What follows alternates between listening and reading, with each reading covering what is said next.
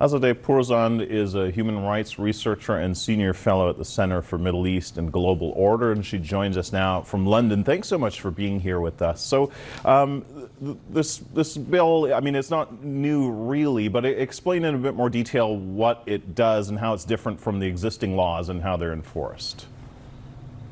Yes, thank you for having me. So, as perhaps your audiences know by now, in the Islamic Republic of Iran, not adhering to quote unquote complete compulsory veil is basically has punitive measures attached to it already for over 4 decades. This means that throughout the existence of the Islamic Republic, many women, many of us have faced anything from fines, lashes, imprisonment, humiliation on the street for not fully adhering to compulsory veil.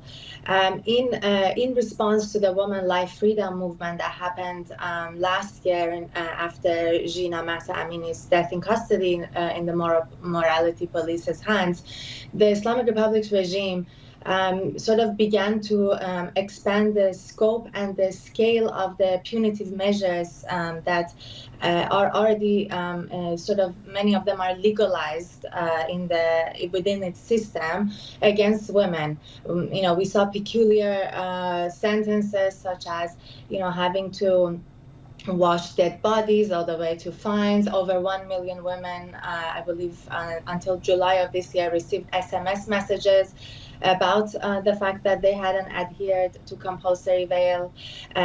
Cars were being confiscated, humiliation on the street, and so on. And also there are socio-economic measures against women who are not adhering to these laws, such as, for example, not being able to open bank accounts, not being able to use services such as getting on a bus and so on. Their current bill is simply further facilitating what I just told you has happened in terms of escalation in the past couple of months.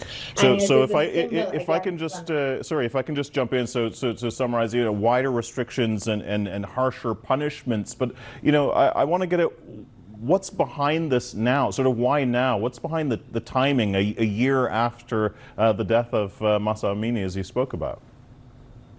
It's as I was saying, it's basically a revenge. It's a revenge against Iranian women who led and are leading the movement of women life freedom that happened after Mahsa Gina Amini's death, asking not only for an end to the compulsory veil, but for a fundamental change, explicitly regime change, alongside also men and other minority groups. So this is a way that an autocratic regime is responding to its citizens' grievances rather than meeting them at the very least halfway. So how are Iranian women reacting to this? Are they changing their behavior, or are they just sort of ignoring all of this? Iranian women are not unfamiliar to repression, to discrimination, to humiliation, to imprisonment. None of this thing is new. Whether you are an activist woman or non-activist woman, on a daily basis, you have had to deal with the morality police. This, from what I hear on the ground, this, everyone is seeing it as, like I said, as a statement against the Women Life Freedom movement and against the women who led this movement. And they, the ones that I have spoken with, have decided to continue their life as it was.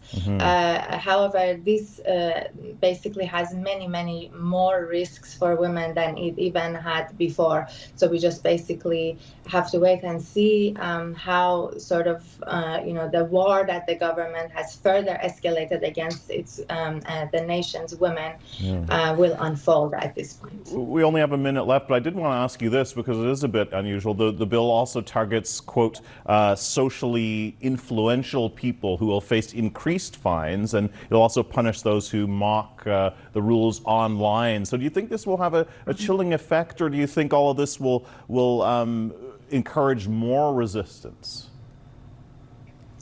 Well, yeah, I think exactly what you said, it sort of describes that it is in the context and against the movement. I think that it will encourage further resistance. That does not again mean that those who will go against it won't face serious consequences, and it only again will highlight the bravery of the Iranian people and the Iranian women in particular.